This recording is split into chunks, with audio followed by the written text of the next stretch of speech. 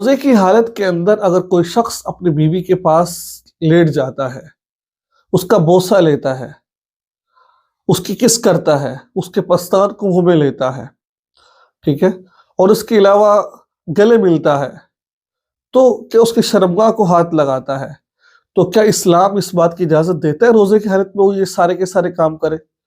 آج اس ویڈیو میں ہم آپ کو بتانے جا رہے ہیں وہ مسئلہ جو لوگ پوچھتے ہوئے شرماتے ہیں اور بات کرتے ہوئے جھجکتے ہیں، لیکن وہ مسئلہ ہم آپ کو بتانے جائیں گے انشاءاللہ، کیونکہ رمضان المبارک کا مہینہ ہے اور یہ مسائل اکثر لوگوں کے ساتھ پیش آتے ہیں۔ دیکھیں، روزے کی حالت کے اندر ایک تو کھا پی نہیں سکتے آپ، دوسرا بیوی کے قریب نہیں جا سکتے۔ قریب کا مطلب ہم بستری نہیں کر سکتے، کرو گے تو روزہ ٹوٹے گا، قضا اور کفارہ دونوں آئیں گے۔ اگر آپ نے ایسا نہیں کر رہے، آپ ویسے بیوی کے ساتھ گلے مل رہے ہو، دیکھیں اگر آپ فرنچ کس کرتے ہو بیوی کے ساتھ تو بعض دفعہ تھوک ایک دوسرے کے اندر چلا جاتا ہے، اس کا تھوک آپ کے منہ میں، آپ کا تھوک اس کے منہ میں، اس سے روزہ فاسد ہو جائے گا، ٹھیک ہے۔ فرنچ کس نہ کریں، بیوی کا جسم چوم رہے ہیں چوم سکتے ہیں، کوئی حرج کی بات نہیں ہے، ٹھیک ہے، گلے لگا سکتے ہیں۔ پستان میں اگر دودھ ہے، اگر دودھ حلق میں چلا گیا روزہ ٹوٹ جائے گا۔ روزے کی حالت میں پستان منہ میں نہ لیں، ایسا نہ کوئی قطرہ آپ کے حلق میں جائے اور آپ کو روزہ ٹوٹ جائے۔ اس کے علاوہ شرمگاہ کو ہاتھ لگانا، یاد رکھیں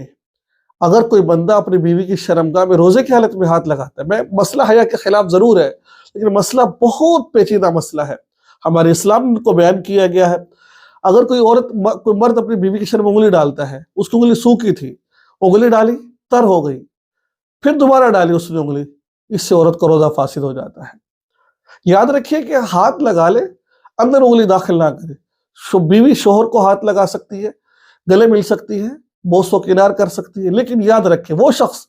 جو جوان ہے، اس کی بھی شادی نہیں ہوئی ہے،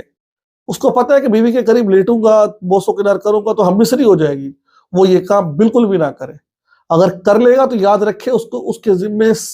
2 مہینے کے لگاتار روزے، اس کو 61 روزے رکھنے پڑیں گے، اس کو قضا اور کفارہ،